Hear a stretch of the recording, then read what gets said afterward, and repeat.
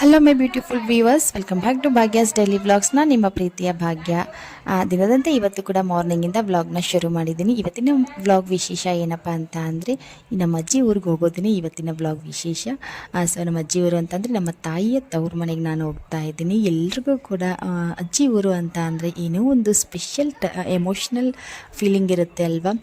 So ನಮಗೂ ಕೂಡ ಹಂಗೆ ಅಜ್ಜಿ ಊರು ಅಂತ ಅಂದಮೇಲೆ ಏನೋ ಒಂದು ರೀತಿ ಖುಷಿ, ಏನೋ ಒಂದು ರೀತಿ ಹಳೇ ನೆನಪುಗಳು ನಮಗೆ ನೆನಪಾಗಕ್ಕೆ ಶುರು ಆಗುತ್ತೆ. ಸೊ ಸಾಕಷ್ಟು ಮೆಮೊರೀಸ್ಗಳು ಅಜ್ಜಿ ಊರಿನಲ್ಲಿರುತ್ತೆ. ನಾವು ಚಿಕ್ಕವರಿದ್ದಾಗೆಲ್ಲ ಸಮ್ಮರ್ ಹಾಲಿಡೇಸ್ಗೆ ಹೋಗ್ತಾ ಇದ್ವಿ ಅಜ್ಜಿ ಊರಿಗೆ. ಸೊ ಅದೆಲ್ಲನೂ ಇವತ್ತಿನ ಈ ವ್ಲಾಗಲ್ಲಿ ನಾನು ನಿಮ್ಮ ಜೊತೆಗೆ ಶೇರ್ ಮಾಡ್ಕೊತೀನಿ. ಸೊ ನಮಗೆ ಹೆಣ್ಮಕ್ಳಿಗೆ ಊರಿಗೆ ಹೋಗಬೇಕು ಅಂತ ಅಂದರೆ ಸೀದಾ ಬ್ಯಾಗ್ ತೊಗೊಂಡು ರೆಡಿಯಾಗಿ ಹೋಗ್ಬಿಟ್ರೆ ಆಗಲ್ಲ. ಮನೇಲಿರೋ ಕೆಲಸ ಎಲ್ಲನೂ ನಿಭಾಯಿಸ್ಬಿಟ್ಟು ಹೋಗ್ಬೇಕಲ್ವಾ. ಸೊ ಅದರಲ್ಲಿ ಇವತ್ತು ನಾನು ಆರುನ ಕರ್ಕೊಂಡು ಹೋಗ್ತಾ ಇಲ್ಲ ಊರಿಗೆ, ಗುಂಡನನ್ನು ಮಾತ್ರ ಕರ್ಕೊಂಡು ಹೋಗ್ತಾ ಇದ್ದೀನಿ. ಅವಳು ಸ್ಕೂಲ್ ಇರೋದ್ರಿಂದ ನಾನು ಆರುನ ಬಿಟ್ಬಿಟ್ಟು ಹೋಗ್ತಾ ಇದ್ದೀನಿ. ಆರು ಮತ್ತು ಅವ್ರ ಅಪ್ಪಾಜಿ ಮನೇಲಿರ್ತಾರೆ. ಮತ್ತು ಆರು ಎಲ್ಲ ಕೆಲಸನೂ ಅವ್ರ ಅಪ್ಪಾಜಿ ಮೇಂಟೈನ್ ಮಾಡ್ತಾರೆ. ಆರನ್ನ ಸ್ಕೂಲ್ ಕಳಿಸೋದಾಗಿರ್ಬೋದು, ಅವರು ಲಂಚ್ ಬಾಕ್ಸು ಎಲ್ಲನೂ ಅವ್ರು ನೋಡ್ಕೊತಾರೆ.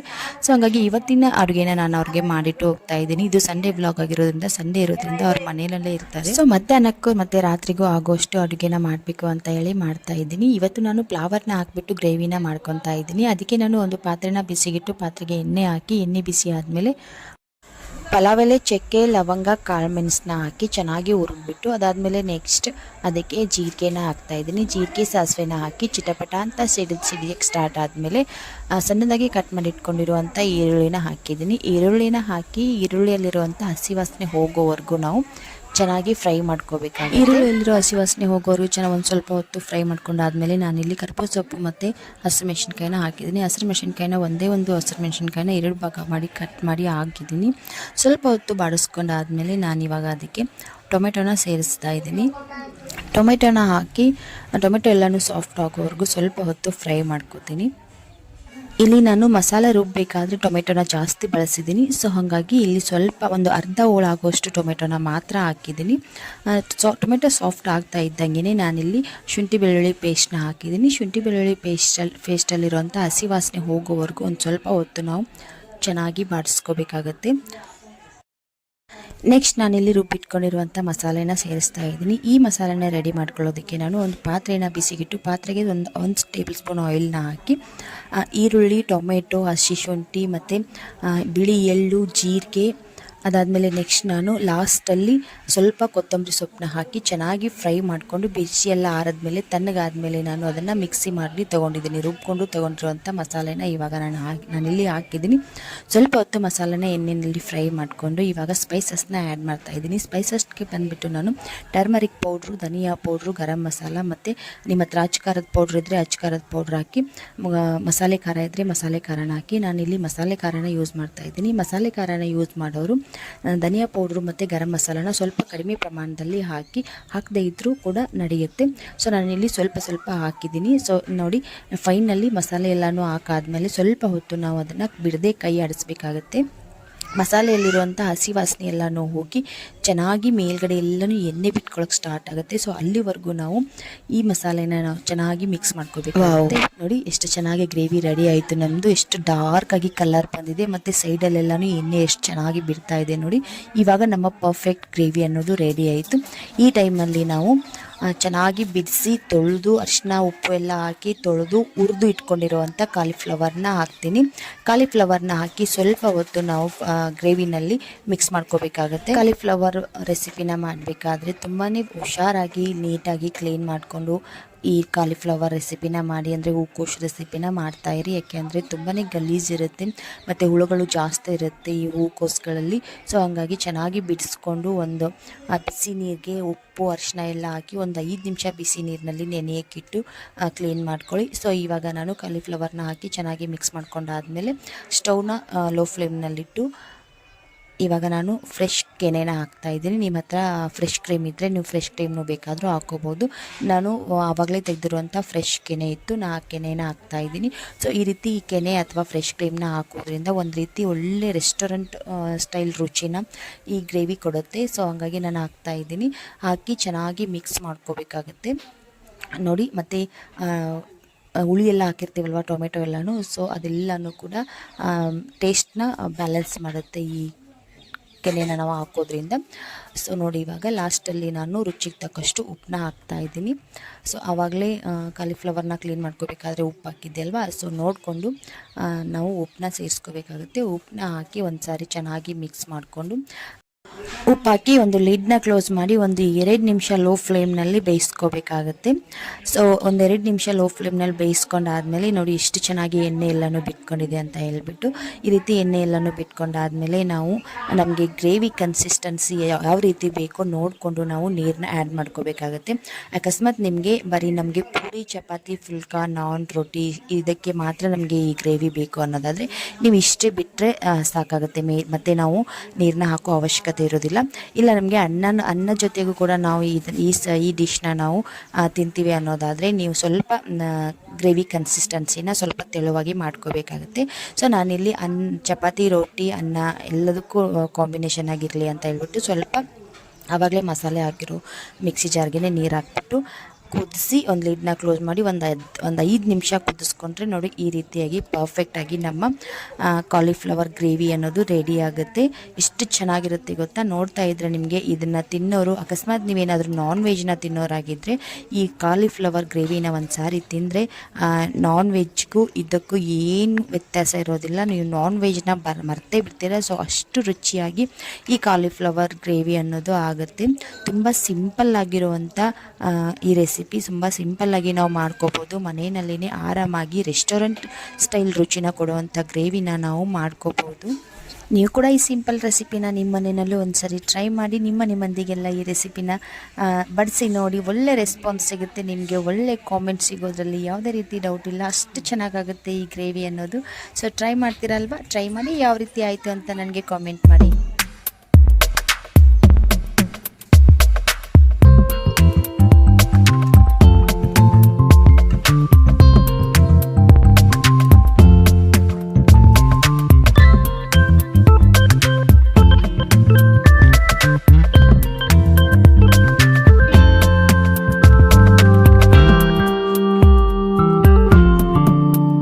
ಸೊ ಫೈನಲಿ ಅಡುಗೆ ಕೆಲಸ ಎಲ್ಲನೂ ಮುಗೀತು. ಇವಾಗ ಕೌಂಟರ್ ಟಾಪ್ ಎಲ್ಲನೂ ಕ್ಲೀನ್ ಮಾಡಿ ಮಧ್ಯಾಹ್ನ ಊಟಕ್ಕೆ ಅವರ ಅಪ್ಪಾಜಿ ಮತ್ತು ಆರೋಗಿ ಕೈಗೆ ಸಿಗೋ ರೀತಿಯೇ ಎಲ್ಲ ಅಡುಗೆನೂ ಕೂಡ ರೆಡಿ ಮಾಡಿ ಸ್ಟವ್ ಮೇಲೇ ಇಡ್ತಾ ಇದ್ದೀನಿ. ಈ ಡಬ್ಬದಲ್ಲಿ ಚಪಾತಿನ ಮಾಡಿ ಇಟ್ಟಿದ್ದೀನಿ. ಈ ಡಬ್ಬನೂ ಕೂಡ ಇಲ್ಲೇ ಅವ್ರ ಕೈಗೆ ಸಿಗೋ ರೀತಿಯೇ ಇಡ್ತೀನಿ. ಚಪಾತಿ, ಅನ್ನ ಮತ್ತು ಗ್ರೇವಿ, ಕಾಲಿಫ್ಲವರ್ ಗ್ರೇವಿ ಮತ್ತು ಸ್ವಲ್ಪ ಸಾಂಬಾರು, ಸಾಯಂಕಾಲದ್ದು ಸಾಂಬಾರು ಮಿಕ್ಕಿದೆ. ಸೊ ಆ ಸಾಂಬಾರನ್ನು ಕೂಡ ಒಂದು ಬಟ್ಲಲ್ಲಿ ಹಾಕಿ ಇಟ್ಟಿದ್ದೀನಿ. ಮತ್ತು ಇವಾಗ ಸೈಡಲ್ಲಿ ಪಾತ್ರೆ ಕೂಡ ಆಗಿತ್ತು. ಪಾತ್ರೆ ಎಲ್ಲನೂ ತೊಳೆದಿಟ್ಟಿದ್ದೀನಿ. ಪಾತ್ರೆನ ತೊಳೆದು ಹಂಗೆ ಇಡ್ತೀನಿ. ಅಲ್ಲೇ ಅವರು ತಗೊಂಡು ಯೂಸ್ ಮಾಡಿ ಮತ್ತೆ ತೊಳೆದು ಇಟ್ಟಿರ್ತಾರೆ. ಸೊ ನಾನು ಬಂದಮೇಲೆ ನೀಟ್ ಮಾಡ್ಕೊತೀನಿ. ಇವಾಗ ಅದರಲ್ಲೇ ನೀರು ತುಂಬಿಕೊಂಡಿದೆ. ಸೊ ಹಿಂಗೆ ದಬ್ಬ ಹಾಕಿದ್ರೆ ಅದು ಎಲ್ಲ ಗಲೀಜಾಗುತ್ತೆ. ಸೊ ಸ್ವಲ್ಪ ಕೌಂಟರ್ ಟಾಪ್ ಮೇಲೆಲ್ಲನೂ ನೀರು ಬಿದ್ದಿತ್ತು ಅಂತ ಹೇಳ್ಬಿಟ್ಟು ಆ ನೀರೆಲ್ಲನೂ ಕ್ಲೀನ್ ಮಾಡಿಬಿಟ್ಟು ನಾನೆಲ್ಲನೂ ನನಗೆ ಎಷ್ಟು ಸಾಧ್ಯ ಆಗುತ್ತೆ ಅಷ್ಟು ನಾನು ಮನೆಯನ್ನು ತುಂಬಾ ಕ್ಲೀನಾಗಿ ಮೇಂಟೈನ್ ಮಾಡಿ ಇಟ್ಟು ಹೋಗಿರ್ತೀನಿ. ಅವ್ರು ಬರೋ ಅಷ್ಟರಲ್ಲಿ ಅವ್ರಿಗೆ ಎಷ್ಟಾಗುತ್ತೆ ಎಷ್ಟು ಸಾಧ್ಯ ಆಗುತ್ತೋ ಅವರು ಕ್ಲೀನ್ ಮಾಡಿರ್ತಾರೆ. ಮತ್ತು ಮಿಕ್ಕಿರೋದನ್ನು ನಾನು ಬಂದಮೇಲೆ ಮತ್ತು ನನಗೆ ಯಾವ ರೀತಿ ಬೇಕೋ ಆ ರೀತಿ ಮತ್ತೆ ಎಲ್ಲನೂ ನಾನು ಸೆಟ್ ಮಾಡ್ಕೊತೀನಿ.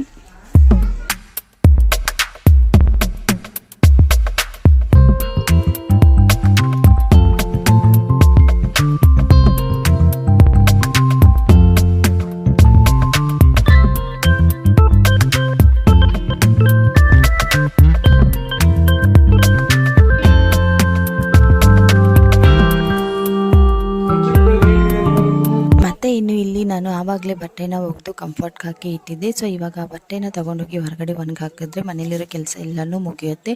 ಸೊ ಮತ್ತೆ ಬಂದು ನಾನು ಆಮೇಲೆ ಊರಿಗೆ ಹೋಗೋದಕ್ಕೆ ರೆಡಿ ಆಗಬೇಕು.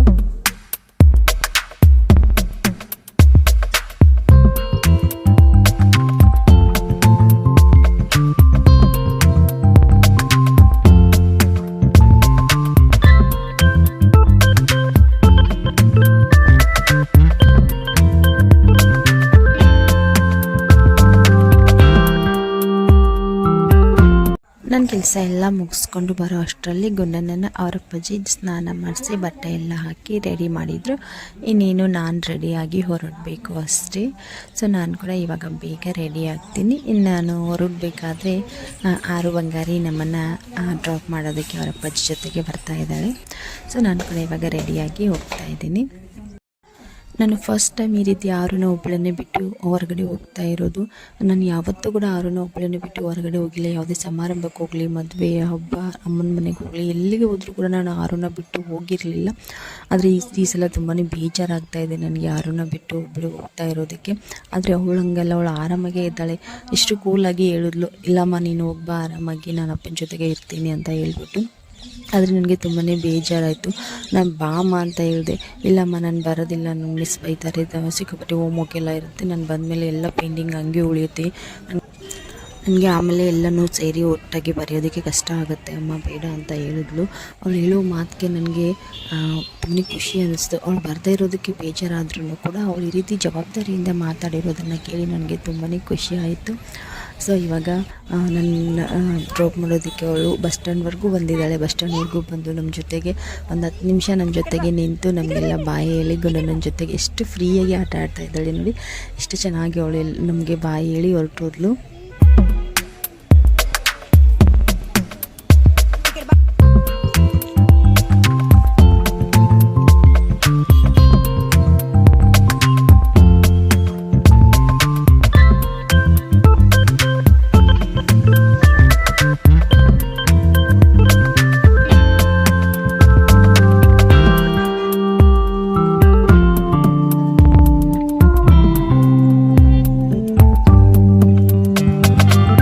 ನಮ್ಮನ್ನು ಬಸ್ ಕತ್ತಿಸಿ ಹೊರಟೋದ್ರು. ಸೊ ನಾನಿವಾಗ ಬೆಳವಡಿಯಿಂದ ಬೈಲಹೊಂಗಲ್ಗೆ ಹೋಗ್ತಾ ಇದ್ದೀನಿ. ಫಸ್ಟ್ ಬೈಲಹೊಂಗಲ್ಗೆ ಹೋಗಬೇಕು. ಬೈಲಹೊಂಗಲಿಂದ ಯರಗಟ್ಟಿಯಿಂದ ಅಜ್ಜಿಯವರು. ಸೊ ಬೈಲಹೊಂಗಲ್ಗೆ ಹೋಗೋ ರೂಟಲ್ಲಿ ಈ ನದಿ ಸಿಗುತ್ತೆ ನಮಗೆ. ಸೊ ಮಲಪ್ರಭಾ ನದಿ ನಾನು ನಿಮಗೆ ಕೆಲವು ಸಾರಿ ತೋರಿಸಿದ್ದೀನಿ, ಎಷ್ಟು ಚೆನ್ನಾಗಿ ಕಾಣ್ತಾ ಇದೆ ನೋಡಿ. ಇವಾಗಂತೂ ಫುಲ್ ತುಂಬ್ಕೊಂಡು ಬಂದಿದೆ ಈ ನದಿ.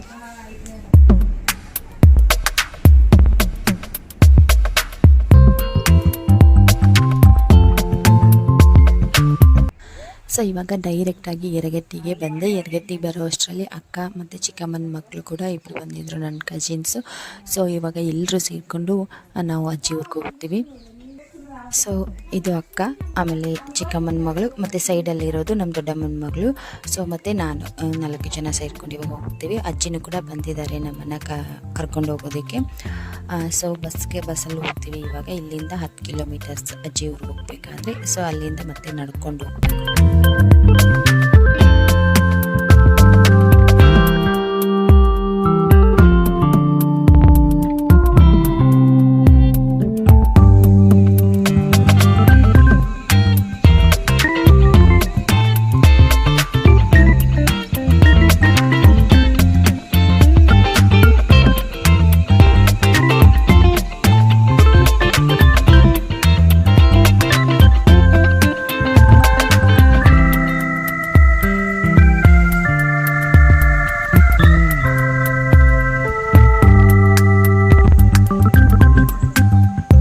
ಸೊ ಫೈನಲಿ ಬಂದ್ವಿ ಊರಿಗೆ ಬರೋ ಅಷ್ಟರಲ್ಲಿ ದೊಡ್ಡ ಬಾವಿ ಹತ್ರ ಎಷ್ಟು ಗುಬ್ಬಚ್ಚಿ ಗೋಟ್ಗಳ ರಾಶಿನೇ ಇದೆ ನೋಡಿ, ಎಷ್ಟು ಚೆನ್ನಾಗಿ ಗುಬ್ಬಚ್ಚಿ ಗೋಟ್ಗಳು ಕಟ್ಟಿದೆ. ಸೊ ಇಲ್ಲಿಂದ ಸ್ವಲ್ಪ ದಾರಿ ನಾವು ನಡ್ಕೊಂಡು ಹೋಗಬೇಕು. ಒಂದು ಕಿಲೋಮೀಟರ್ಗೂ ಸ್ವಲ್ಪ ಕಡಿಮೆ ಆಗುತ್ತೆ. ಸೊ ಇವಾಗ ನಡ್ಕೊಂಡು ಹೋಗ್ತಾ ಇದ್ದೀವಿ. ಗುಂಡ ನನಗೆ ತಾನೇ ನಡಿಬೇಕು ಅಂತ ಹೇಳಿ ತುಂಬಾ ಹಠ ಮಾಡ್ತಾ ಇದ್ದ. ಸೈಡಲ್ಲಿ ವೆಹಿಕಲ್ಸ್ ಎಲ್ಲನೂ ಬರ್ತಾ ಇತ್ತು.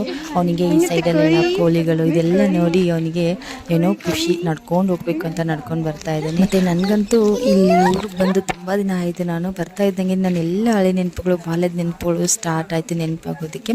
ಸೊ ಇದು ಗಗನ ಮಲ್ಲಿಗೆ ಮರ ಇದು. ಸೊ ಇಲ್ಲಿದೆ ನೋಡಿ ಹೂವು, ಈ ರೀತಿ ಹೂವು ಆಗುತ್ತೆ, ಗಗನ ಮಲ್ಲಿಗೆ ಹೂವು ಇದು.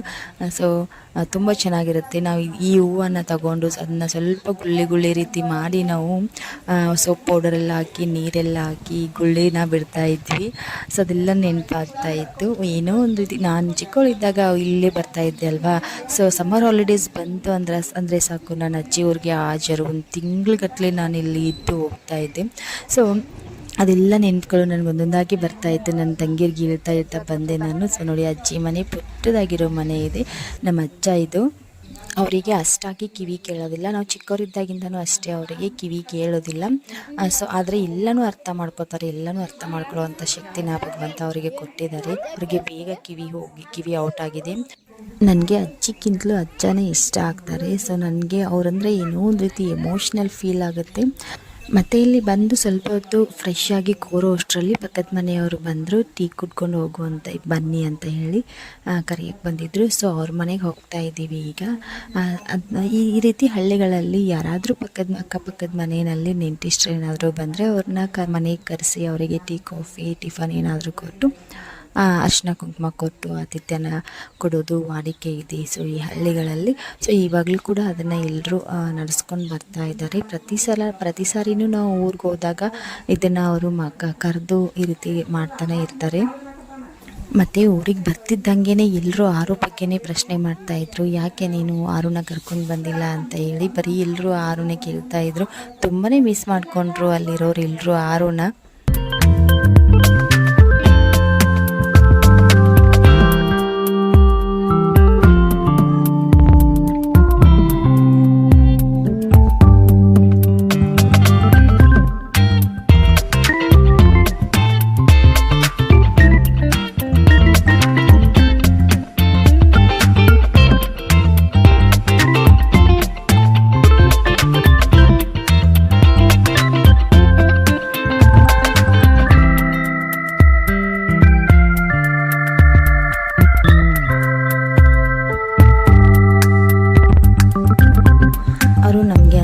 ಚುರುಮುರಿ ಎಲ್ಲನೂ ಮಾಡಿದರು. ಸೊ ಇಲ್ಲಿಂದ ಇದನ್ನ ಮುಗಿಸ್ಕೊಂಡು ಮತ್ತೆ ನಾವು ದೇವಸ್ಥಾನಕ್ಕೆ ಹೋಗಬೇಕು. ಯಾಕೆ ಅಂದರೆ ಬೆಳಗ್ಗೆ ನಮಗೆ ದೇವಸ್ಥಾನಕ್ಕೆ ಹೋಗೋದಕ್ಕೆ ಅವಕಾಶ ಆಗೋದಿಲ್ಲ. ದೇವಸ್ಥಾನಕ್ಕೆ ಹೋಗೋಕ್ಕೆ ಅವಕಾಶ ಆದರೂ ಕೂಡ ದೇವರ ದರ್ಶನ ಆಗೋದಿಲ್ಲ, ಸಿಕ್ಕಾಪಟ್ಟೆ ರಶ್ ಇರುತ್ತೆ. ಸೊ ಇವಾಗಲೇ ಹೋದರೆ ನಮಗೆ ರಾತ್ರಿ ಪೂಜೆನೂ ಕೂಡ ನೋಡೋಕ್ಕೆ ಸಿಗುತ್ತೆ. ಸೊ ಪೂಜೆನ ನೋಡಿಕೊಂಡು ಪೂಜೆನ ಮುಗಿಸ್ಕೊಂಡು ನಾವು ದೇವ್ರ ದರ್ಶನ ಮಾಡಿಕೊಂಡು ನಾಳೆಗೆ ನಮಗೆ ಅಮಾವಾಸ್ಯೆ ಇರೋದ್ರಿಂದ ನಾವು ಒಂದು ಅಭಿಷೇಕಕ್ಕೆ ದುಡ್ಡನ್ನು ಕೂಡ ಕೊಟ್ಟು ಬರ್ಬೋದು. ಅಮಾವಾಸ್ಯೆ ಜಾತ್ರೆ ಎಲ್ಲನೂ ನಾಳೆ ಇದೆ. ಸೊ ನೋಡ್ತಾ ಇರ್ಬೋದು ನೀವು ಜಾತ್ರೆಯ ಸಡಗರ ಯಾವ ರೀತಿ ಇದೆ ಅಂತ ಹೇಳ್ಬಿಟ್ಟು. ಜಾತ್ರೆಗೆ ಎಷ್ಟು ಚೆನ್ನಾಗಿ ಡೆಕೋರೇಷನ್ ಎಲ್ಲನೂ ಮಾಡಿದ್ದಾರೆ. ಇವತ್ತಿಂದನೇ ಜಾತ್ರೆ ಶುರು ಅಂತಲೇ ಹೇಳ್ಬೋದು. ಸೊ ಇವಾಗ ಬಂದಿದ್ದೀವಿ ದೇವ್ರಿಗೆ, ಅಲ್ಲಿ ಪೂಜೆ ನಡೀತಾ ಇದೆ. ನೋಡ್ಕೊಂಡು ಬನ್ನಿ ನೀವು ಕೂಡ ಪೂಜೆ ಯಾವ ರೀತಿ ನಡೆಯುತ್ತೆ ಅಂತ ಹೇಳಿ.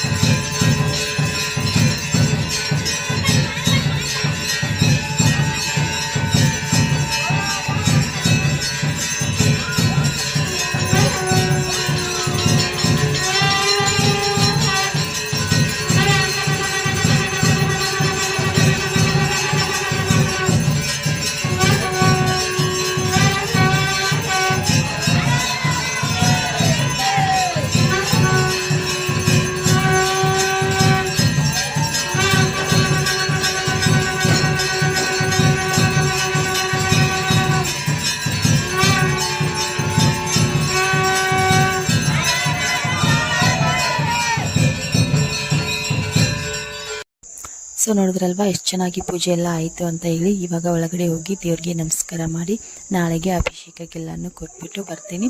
ಕೋಟೂರು ಪರಮಾನಂದನ ಮಹಿಮೆ ತುಂಬ ಅಪಾರವಾದದ್ದು. ಸಾಕಷ್ಟು ಪವಾಡಗಳಿವೆ. ನಾನು ಚಿಕ್ಕವಳಿದ್ದಾಗಿಂದನೂ ಆರಾಧಿಸಿಕೊಂಡು ಬಂದಿರುವಂಥ ದೇವರು ಮೈ ಮೋಸ್ಟ್ ಫೇವ್ರೆಟ್ ಗಾಡ್ ಅಂತಲೇ ಹೇಳ್ಬೋದು.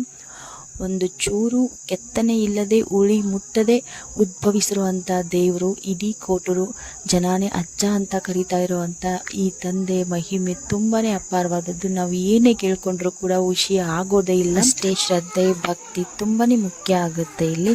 ಮತ್ತು ಈ ಭಗವಂತನ ಪೂಜೆ ಮಾಡೋ ಅದೃಷ್ಟ ಅವಕಾಶ ಈ ಊರಿನವರಿಗೆ ಪ್ರತಿ ವರ್ಷ ಪ್ರತಿಯೊಂದು ಮನೆತನಕ್ಕೂ ಬರ್ತಾ ಇರುತ್ತೆ. ಅದೇ ರೀತಿ ಮುಂದಿನ ವರ್ಷ ನಮ್ಮ ಅಜ್ಜ ಅಜ್ಜಿಗೆ ಈ ದೇವಸ್ಥಾನದ ಪೂಜೆ ಮಾಡೋದಕ್ಕೆ ಅದೃಷ್ಟ ಇದೆ.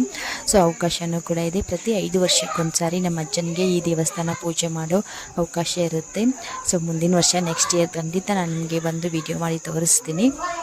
ಹಾಗೆ ಇಲ್ಲಿ ಇನ್ನೂ ಒಂದು ದೇವಸ್ಥಾನಕ್ಕೆ ಬಂದಿದ್ದೀವಿ. ಪರಮಾನಂದನ ತಂಗಿಯಾದಂಥ ಲಕ್ಷ್ಮೀ ದೇವಿ ಲಕ್ಕಮ್ಮ ದೇವಿ ಗುಡಿ ಅಂತ ಹೇಳ್ತಾರೆ. ಸೊ ಇಲ್ಲಿ ಬಂದು ಇಲ್ಲಿ ಕೂಡ ಅಭಿಷೇಕಕ್ಕೆ ದುಡ್ಡನ್ನ ಕೊಟ್ಟು ನಮಸ್ಕಾರ ಮಾಡಿ ದೇವರ ದರ್ಶನ ಮಾಡ್ಕೊಂಡು ಹೋಗ್ಬೇಕು ಅಂತ ಬಂದಿದ್ದೀವಿ. ಇವಾಗಲೇ ಬಂದು ದರ್ಶನ ಮಾಡಿಕೊಂಡ್ರೆ ಒಳ್ಳೆ ದರ್ಶನ ಆಗುತ್ತೆ. ನಾಳೆಗೆ ದರ್ಶನ ಅಷ್ಟಾಗಿ ಆಗೋದಿಲ್ಲ, ತುಂಬಾ ರಶ್ ಇರುತ್ತೆ ಅಂತ ಹೇಳಿ ದೇವಸ್ಥಾನಗಳಿಗೆ ಇವಾಗಲೇ ಓಡಾಡ್ತಾ ಇದ್ದೀವಿ. ಸೊ ಅಲ್ಲಿ ಕೂಡ ಅಷ್ಟೇ ನಾಳೆಯ ಜಾತ್ರೆಗೆ ಸಿದ್ಧತೆ ನಡೀತಾ ಇದೆ. ತಾಯಿ ಪೂಜೆನೂ ಕೂಡ ನಡೀತಾ ಇತ್ತು. ಸೊ ಹೋಗಿ ಪೂಜೆ ಮಾಡಿಕೊಂಡು ಮತ್ತೆ ಬರಬೇಕಾದ್ರೆ ನೋಡಿ ಜಾತ್ರೆಗೆಲ್ಲ ಕೂಡ ಎಷ್ಟೊಂದು ಸೇರಿದೆ ಅಂತ ಹೇಳಿ. ಸೊ ಇನ್ನೂ ಬರ್ತಾ ಇದೆ ಜನ. ಆಲ್ಮೋಸ್ಟ್ ನಾವು ನಾಳೆ ಸಾಯಂಕಾಲನೇ ಏನು ಬೇಕಾದೆಲ್ಲ ಐಟಮ್ಸ್ನ ತೊಗೊಳೋದು ಜಾತ್ರೆಯಲ್ಲಿ. ನಾಳೆ ಪಲ್ಲಕ್ಕಿ ಉತ್ಸವ ಎಲ್ಲ ಮುಗಿಸಿ ಸ್ವಲ್ಪ ಕತ್ಲೆ ಆದಮೇಲೆ ನಾವು ಶಾಪಿಂಗ್ ಎಲ್ಲ ಬರ್ತೀವಿ. ಸೊ ಇದಿಷ್ಟು ಇವತ್ತಿನ ವ್ಲಾಗು. ಐ ಹೋಪ್ ನಿಮಗೆ ವ್ಲಾಗ್ ಇಷ್ಟ ಆಗಿರುತ್ತೆ. ಇಷ್ಟ ಆದರೆ ಲೈಕ್ ಕೊಟ್ಟು ನನ್ನ ಚಾನಲ್ಗೆ ಸಬ್ಸ್ಕ್ರೈಬ್ ಮಾಡ್ಕೊಳ್ಳಿ. ಮತ್ತೆ ಸಿಗ್ತೀನಿ ನಾಳೆಯ ಜಾತ್ರೆ ವ್ಲಾಗ್ನೊಂದಿಗೆ. ಬಾಯ್ ಬಾಯ್, ಟೇಕ್ ಕೇರ್.